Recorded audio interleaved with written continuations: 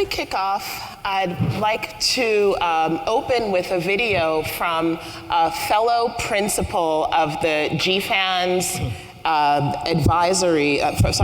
fellow principal of GFANZ, the leadership of GFANZ, Shemara Wikramanayake, who is the CEO of Macquarie, and she'll talk with us about the leadership initiatives of GFANZ for our Mobilising Capital workstream.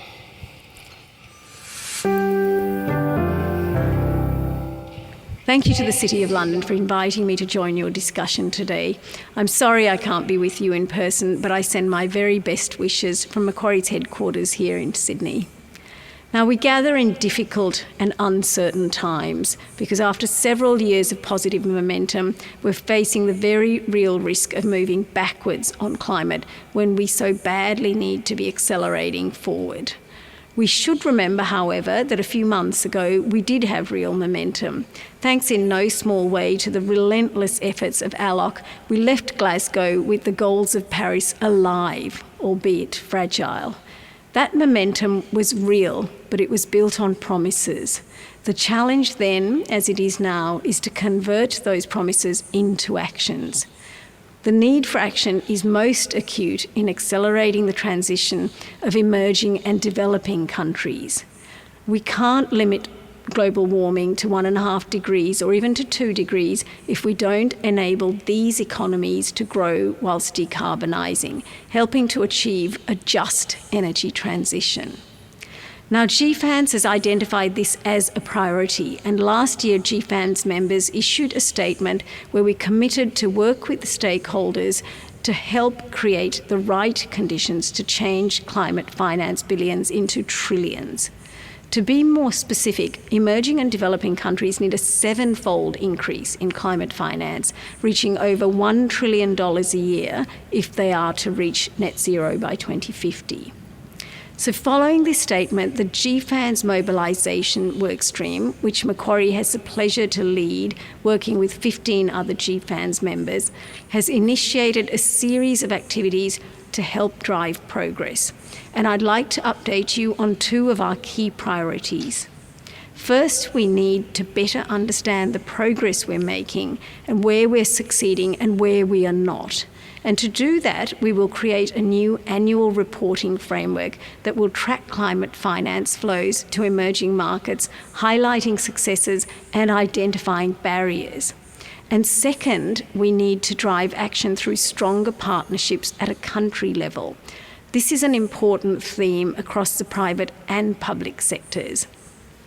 The partnership announced by governments to help South Africa accelerate its coal transition was an important recognition of the need for this type of strong country-level collaboration, and we hope to see progress on similar partnerships over coming months, with GFANZ ready to play an important role in ensuring that financial institutions are actively engaged and mobilising large volumes of private capital in support. Now, meanwhile, we're working to advance important new private sector-led country programs through GFANZ and the Climate Finance Leadership Initiative, CFLI. At CFLI, we're bringing together leading international and local private sector companies, typically large industrials and financial institutions. And our objective is to collaborate on a series of catalytic investment opportunities that enable faster progress on some of each country's transition priorities that might be at an earlier stage of development or facing barriers. Our first initiative is CFLI India, where the Tata Group and Macquarie are co-chairing a group of companies to progress projects in hydrogen, clean mobility and renewables integration that can complement the country's tremendous progress on developing clean power capacity. We're encouraged to see that the approach we've trialled with CFLI in India is resonating with other potential host countries and amongst GFANZ members. CFLI Colombia launched a few weeks ago, and we hope to see other initiatives in Indonesia and South Africa launched very soon. This progress is a demonstration of the determination of GFANZ members to get involved, roll up our sleeves and work in partnership with each other, the public sector and public finance institutions, to build stronger investable project pipelines. By doing this, we hope to give emerging and developing countries the confidence to create ambitious NDCs in the knowledge that private capital is ready, willing and able to work in partnership and invest. So while the world has become more complicated and difficult since we left Glasgow, we can be even more confident that the solutions we're advancing are not only climate critical, but the best possible response to delivering energy security and a just transition. So thank you, and I look forward to seeing you all in person later in the year as we work towards a COP focused on the actions that deliver on our promises.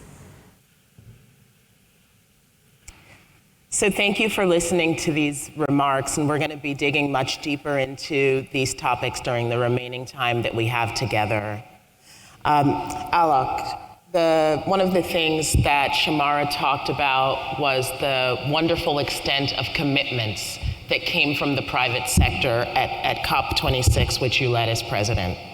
But as we move forward, the people express concerns that some of these commitments may be greenwashing if they don't translate into the type of implementation that Secretary Kerry was just talking with us about. When you look at the financial services sector, what do you think that we should be doing to abate these concerns? Well, great. Thank you very much. Firstly, thank you to the City of London for organising this great event. How many of you were at COP26? Excellent. Those of you who weren't, come to COP27 as well. But just to say that I think COP26 was probably the first COP where we had a significant input and attendance from the private sector. And for us, it was really important. You know, you have these negotiations that are ongoing, which are incredibly important, but really sort of opaque to lots of people. And that's why it's very important that we had a business there. And there were some great commitments, I think 7,000 companies signing up to the Race to Zero campaign, and GFANZ that Shemara talked about, $130 trillion worth of assets signed up to that. But you will also know, I mean, you have those discussions internally, you hear what some civil society folks say, is that there is a concern that these commitments are being made very quickly, and whether they are really underpinned by the science. And that's why I think in the case of GFANZ, it's great that, if you are a member within 12 to 18 months, you have to set out pretty robust science-based targets for the short term, so not just to 2050, but to 2025 and 2030. And we want to see whether all of those who've signed up to GFANZ do actually deliver on that. You'll also be aware that at COP26, the UN Secretary General announced that he was going to set up an expert panel looking at the net zero commitments made by non-state actors. That panel has now been announced, is up and running, and I think it's great. We will have a set of people looking very objectively at whether the commitments that are being made stand up to scrutiny. So my sort of view on this is that there are probably three things that I would ask the financial service sector to do. One is please deliver on the commitments that you've made, and they have to be science-based.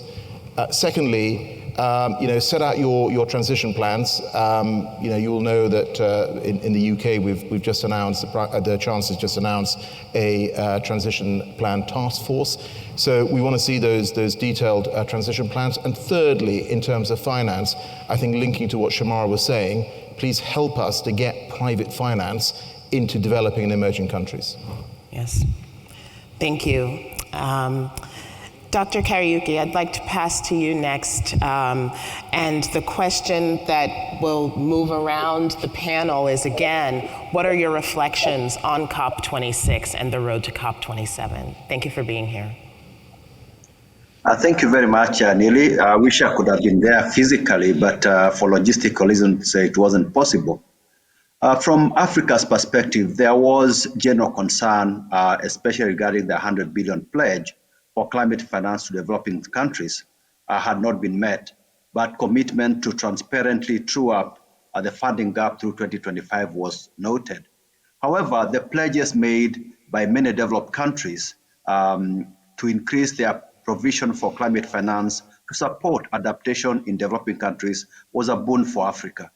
In this regard, the enhanced profile given to adaptation, as well as pledges at COP26 from the likes of the UK and the US towards Africa Adaptation Acceleration Program, will go a long way in supporting adaptation action on the continent. Another important outcome for Africa was the announcement of the $8.5 billion financing package to speed up South Africa's transition away from coal. The significance of the announcement is that it could well become a model for other emerging economies. In this regard, the African Development Bank is a key partner in the Accelerating Coal Transition Program that is being led by the Climate Investment Funds and is keen to participate in the financing of projects that will constitute the JET investment plan that is currently under preparation.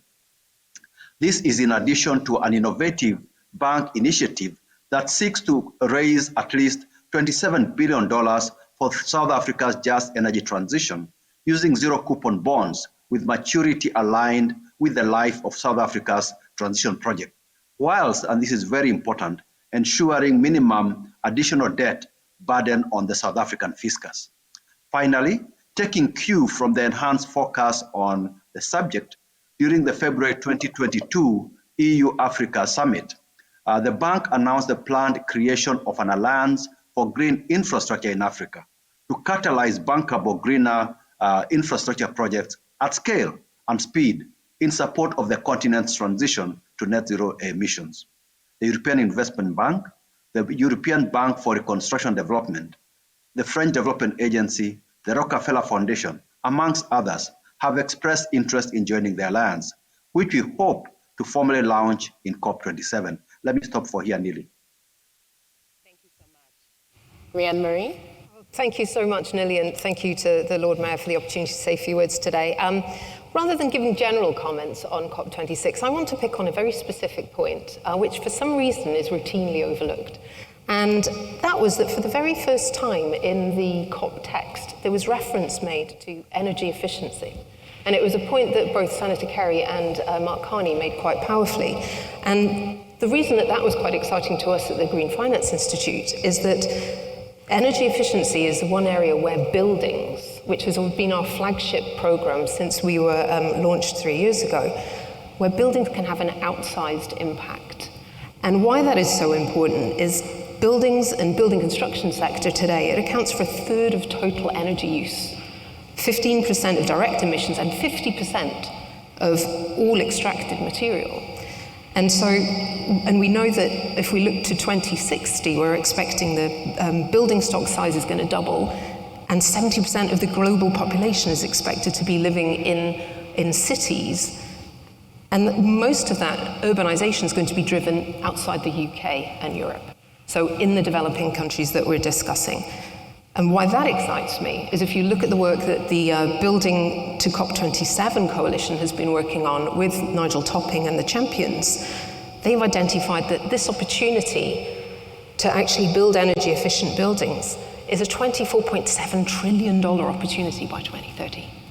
And so when we're talking about delivery, when we're talking about actually how do we mobilize capital, this I think is a fantastic example of some specific language that was in the Article 20 of the COP agreement that is really providing that enabling conditions for industry and for finance to really get behind something that is going to have an immediate climate impact. Thanks so much for digging into a specific example. Andy? So Nili, let me start by reassuring the Minister that some of the promises at COP26 are being fulfilled. One of the things I think you announced was a $200 million guarantee plan between Gurenco, which is part of PIDG, and Axis Bank, one of India's largest banks. That guarantee has now been signed. We're looking at the first projects coming through that pipeline at the moment, and we expect to sign at least one, and possibly two, before COP27. And 200 million, let's be honest, is a drop in the ocean.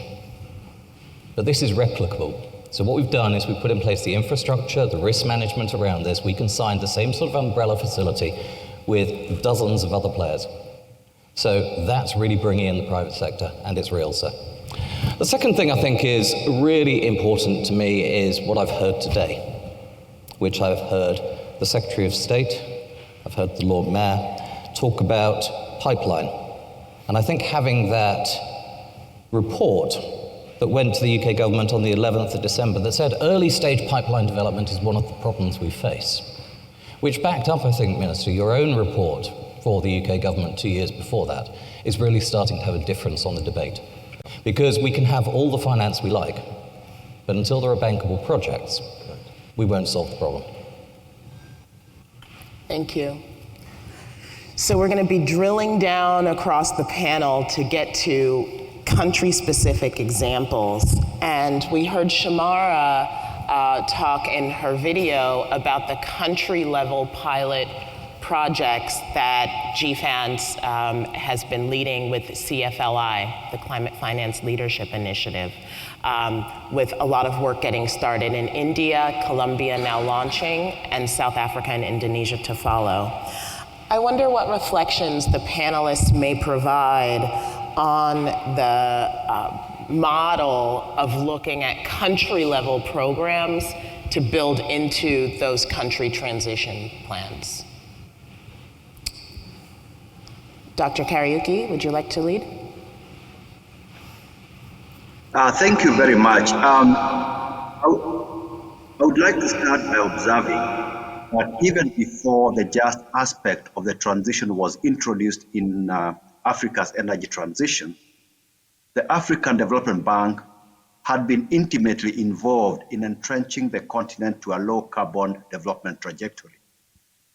This is evidenced by the fact that between 2010 and 2019, Africa's renewable generation capacity increased by 77%, which correlates very strongly with the African Development Bank's increase in the proportion of renewable energy investments as a percentage of generation investments, which increased from 9% during 2001 to 2010 to about 70% during 2011 to 2019, and over 85% since 2016. This correlation is not coincidental. Subsequently, and as part of the late 2021 approval of an amendment to the energy policy which precludes new coal investments, the board resolved that the bank shall assist member countries dependent on coal from energy production in developing their just energy transition plan, subject, of course, to formal requests being received by the bank from such member countries. Thus, even before the political declaration by the EU and some section of G7 countries at COP27 in Glasgow pledged the 8.5 billion that I mentioned earlier, the African Development Bank had already conceptualized the need for an African just energy transition facility to support African countries phase down coal-fired power generation and instead integrate larger scale renewable energy generation while establishing new clean energy value chains. Accordingly, cognizant that with over 40,000 megawatts, South Africa has the largest coal-based power generation on the continent. In October 2021, the bank formally offered to South Africa to work with South Africa in developing an innovative mechanism for mobilizing financial resources for the country's just energy transition. This would essentially kickstart the creation of the Africa Just Energy Transition Facility, with South Africa as the inaugural beneficiary. Firstly, because of its large coal power generation and therefore potential impact on reduction of CO2 emissions, and secondly, because of the country's preeminence in the South African Development Community region through the South African Power Pool. Since then, following formal requests from the government of South Africa, the bank, through its Sustainable Energy Fund for Africa, will provide technical assistance to support South Africa's Just Energy Transition Plan. We are in the meantime fleshing out a detailed proposal for such Just Energy Transition Plan. In a nutshell, the African Development Bank will provide resources to design and implement just energy transition plans on the continent. I thank you. Thank you. We have a number of other examples from the panelists about the South African pathways. It would be great to hear from you, Minister Sharma. Thank you so much for that. Nili, I mean, look, I think the first thing I would say, and this is sort of evident to everyone in this room, is this is going to need a lot of money. If you look at the NDCs and nationally determined contributions that countries have set out, very clearly they say that there's a certain proportion of those emissions reductions can be done through internal resources, but then countries need support to do the rest of this. And that's, to me, that's one of the reasons we're here, is to talk about how we can get the private sector into this. Shemara talked about the fact that I think the IEA has estimated that by 2030, there should be about $1 trillion going into energy transition in emerging countries. I mean, that is a lot of money. And I think we've heard from colleagues on this panel about the South Africa Just Energy Transition Partnership. That's something I'm very pleased we were able to launch at COP26, but that was a political declaration. And there's a lot of detailed work that is going on now to come up with a plan. I will be in South Africa very soon. And it is a plan that is being led by the South Africans, right? I think that's really important in all of these discussions. Then we talk about energy transition, when we talk about plans for transforming economies, that has to be led by the countries that, at the end of the day, are going to do the work in their own home nations. And I think the just part of it is also really vitally important. I don't think you can underestimate, what it is like if you are working in a sector which over a period of time is going to disappear, and at the end of the day you're concerned about your livelihood and ensuring that you are taking care of your family. So as part of the plan that's being developed, that the just element of that will come through. And I think as we heard, and I think John Kerry talked about this in his speech, there are a number of other countries as well that we are looking at. Back in March, together with the German government, I pulled together G7 ministers, the multilateral development banks, GFANZ, and we talked about the economies that we want to try and get some plans, political declarations announced by COP27. I was in Vietnam and Indonesia in February, sort of started the discussion there. And so that's the intention, is to make sure that we are able to announce some more of these country plans by the time we get to COP27.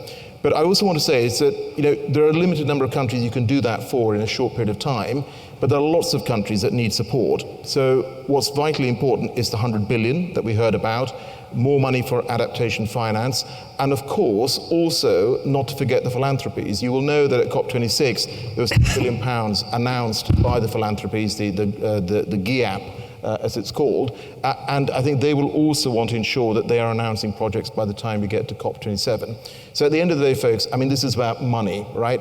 You're in this room, you represent this money. We need to make sure this is being channeled to a clean energy transition around the world. Thank you.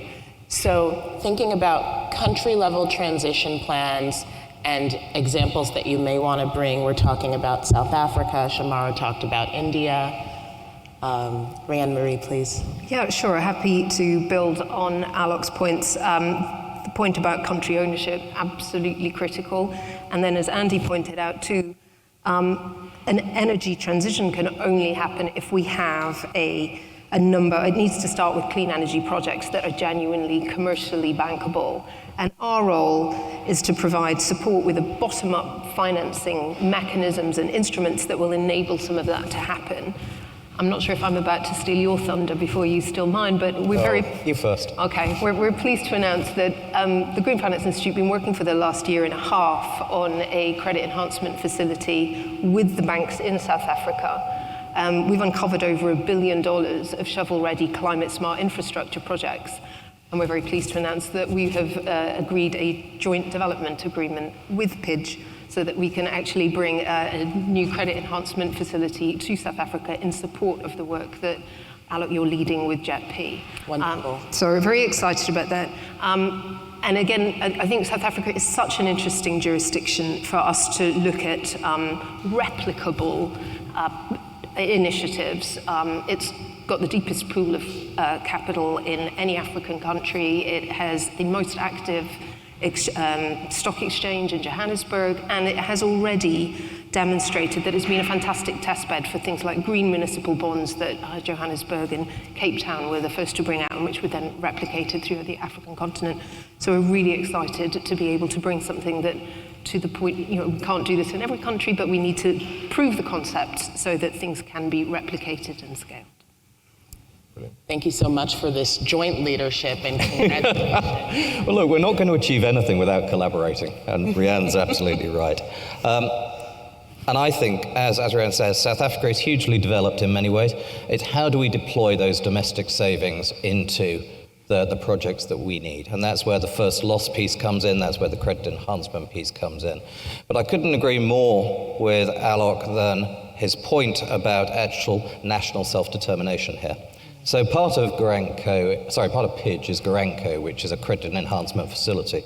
But that's not the story here. The story is back in 2016, we worked with the Nigerian Sovereign Investment Authority to set up InfraCredit. It's a national version of Garanco, but it's owned and run by national entities. Last year, some of you at COP26 will have met the CEO of InfraZamin, which is the Pakistan example of InfraCredit. Again, owned and run in Pakistan for the benefit of Pakistan. And national determination is critical here. We're doing the same thing. We're in a pilot stage regarding one in Kenya at the moment, and that will be the model for South Africa. So, to your point, Minister, I think this is absolutely right, and this is absolutely doable. And what it's done in Nigeria, for example, it's brought equity in from local funds, it's brought equity in from other DFIs as well, but it's real national self-determination. Thank you. So, I'd like to turn now to a conversation about the African continent as a whole. And to pass it back to you, Dr. Kariuki, to talk about the work that you've been doing on resilience and adaptation. Thank you very much. The Global Center on Adaptation recently forecast that in Africa, the level of climate change is already locked in for the next 20 years, and that the economic impact it will cause can only be reduced by adaptation. Building resilience, I must add, becomes an imperative too.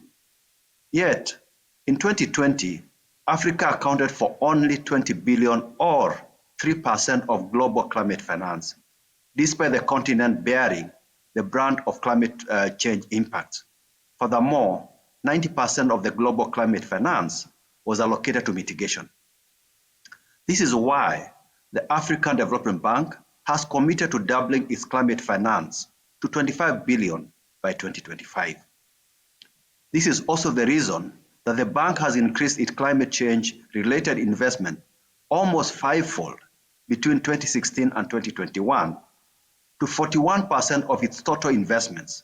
Mark you, in 2021, 67% of this was dedicated to adaptation finance, the bank being the first MDB to surpass parity between adaptation and mitigation in 2018. Indeed, it is the awareness of the inadequacy of climate finance in Africa that has prompted the bank to propose the establishment of an appropriate climate set-aside as a part of its this year's replenishment of its concessional window, the Africa Development Fund. Otherwise, without the ramped-up increase in the level of climate finance on the continent, the shrinking fiscal space obtaining, and considering that at least, as Mr. Honorable Sharma mentioned, 80% of the continent's nationally determined contributions are conditional on external support, Africa's ability to make its expected contribution to net zero emissions targets will be impossible. In conclusion, allow me to mention just 4 out of 10 transformative investments that we are making along with the international climate funds and other partners to further Africa's green development trajectory. The first is the Africa Adaptation Acceleration Program, otherwise referred to as AAAP, in partnership with the Global Center on Adaptation, which aims to mobilize $25 billion for adaptation action by 2025. The bank will mobilize 50% of this. Then there is the 20 billion Desert to Power program, which is projected to deliver 10,000 megawatts of solar power to provide access to electricity to about 250 million people, while also enhancing the resilience of the 11 Sahelian countries. Third, we have the Great Green Wall, a continental initiative for which the bank has pledged to mobilize $6.5 billion to restore 100 million hectares of currently degraded land, sequester 250 million tons of carbon, and to create 10 million green jobs by 2030. Finally, there is the Sustainable Energy Fund for Africa, SEFA, which, thanks to generous contributions of many donors, including the UK, was one of the 7 big global facilities to support the energy transition in the context of COP26's Energy Transition Council process. SEFA is a blended finance facility that, amongst others, focuses on the creating a green baseload as alternative to fossil fuel-based generation options. I thank you. Thank you. So as we wrap up the panel, I'd like to bring a question, a bit of a lightning round to the group, which is all of this, as we come to the midway point between COP27, is about looking forward to Sharm el-Sheikh. And so would love to hear from the panelists in this lightning round about the interventions that you would like to see with a focus on mobilizing financial capital for EM&DCs at COP27. And I will start in this case with Andy. I think the thing I'd like to see most is I'd like to see more publicity given to the entrepreneurs of Africa as to how they can make money out of this. I've been hugely excited recently by a couple of things we've done. So we backed an entrepreneur who started the first eco-friendly taxi service in Nairobi.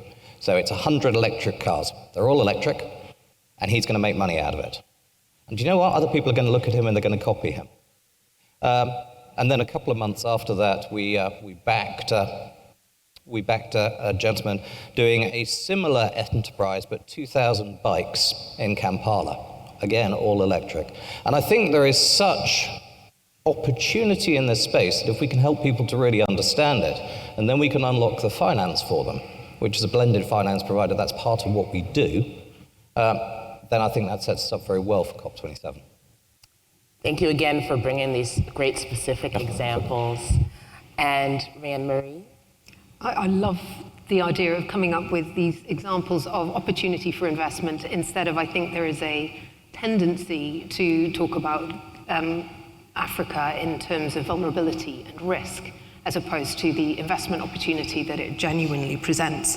And to go after that investment opportunity, what I'd really like to see in the run-up to COP27 and beyond is very much a mindset shift amongst the owners of public capital, philanthropic capital, impact capital, about the role, the really powerful role that they can play in crowding in the private finance. So, we heard from Mark Carney earlier about the success of GFANZ bringing together 450 organizations, all of whom are committed to net zero, all of whom are seeking opportunities to invest in green.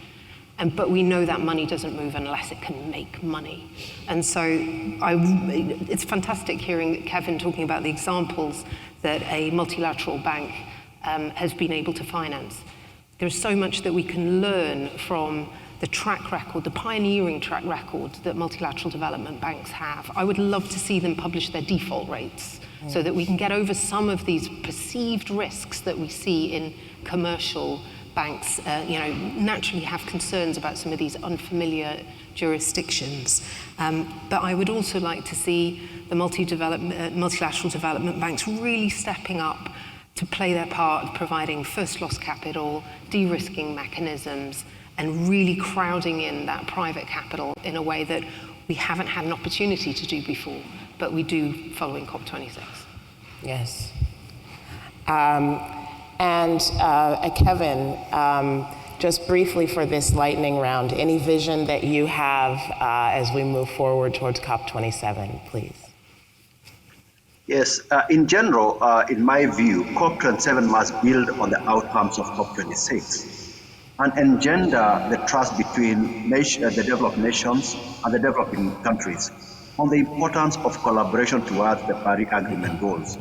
For example, regarding the 100 billion pledge and the recognition of the special circumstances and needs of Africa, the criticality of adaptation and loss and damage for Africa, etc., etc.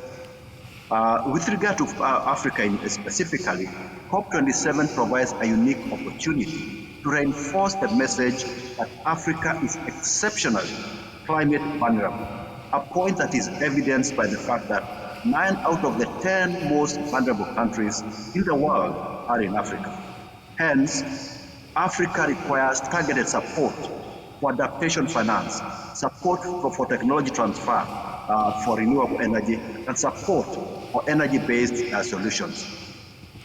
Finally, COP27 also provides an opportunity to increase ambition on climate action and climate finance in Africa ahead of the global stocktake and COP28, which can easily be evidenced by ramped up increase in climate finance flows to Africa on account of translation of financial commitments into actual financial flows.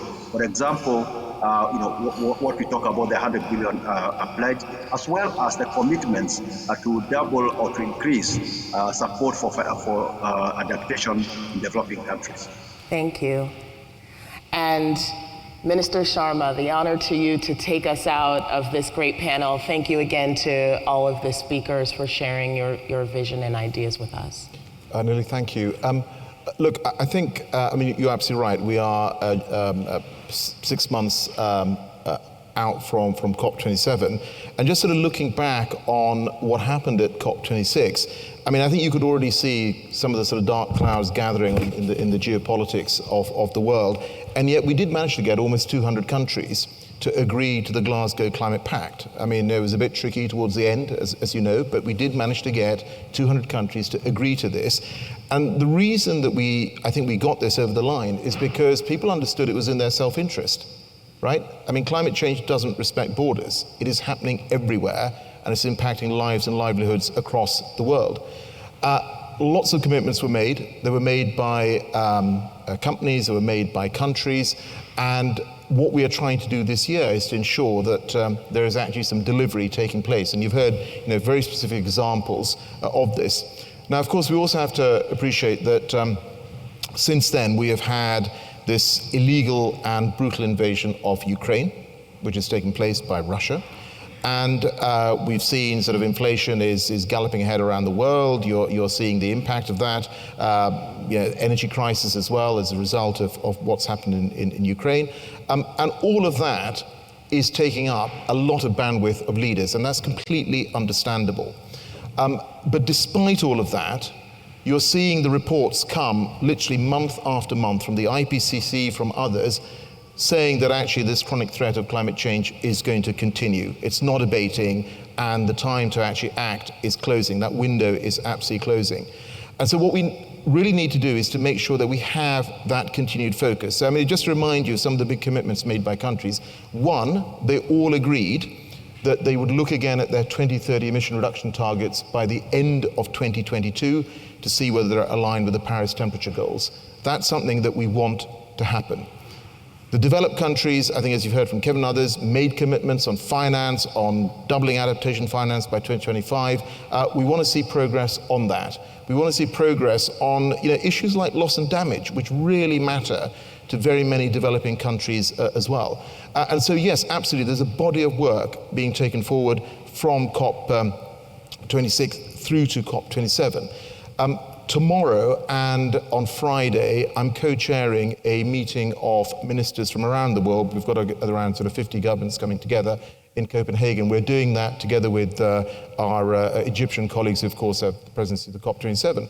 And that 2 days of meeting for me is going to be all about saying to people, okay, we made these commitments. Where are we on the implementation? And if we're off track, we need to get back on track. The one thing that I learned since taking on this role is that trust in climate politics is really incredibly fragile. And I think all of us who've sort of dealt with this over a long period of time would attest to that.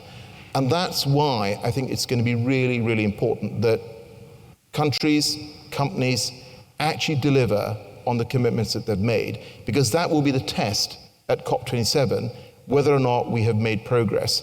So, I mean, folks, it's basically, down to governments, it's down to the private sector to make sure that we deliver collectively. I mean, I think we can, but we need to make sure we redouble our efforts. Lots of other things going on in the world, but this is also vitally important to get right. Thank you so much to all of our panelists. Thank you.